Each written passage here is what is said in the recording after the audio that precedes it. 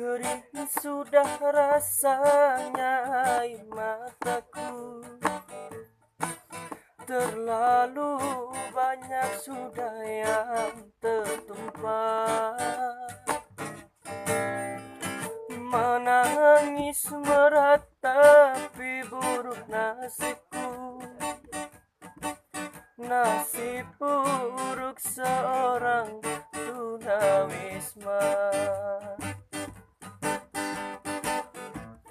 Langit sebagai atap rumahku, dan bumi sebagai lantainya.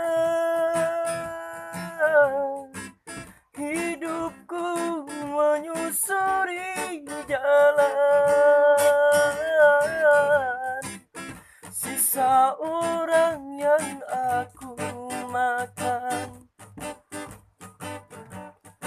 Langit sebagai atap rumahku, dan bumi sebagai lantainya. Hidupku menyusuri jalan, sisa orang yang aku makan. Jembatan sebagai tempat perlindungan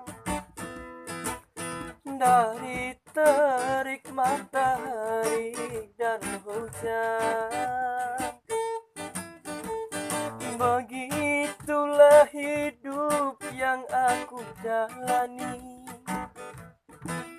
entah sampai kapan harus begini.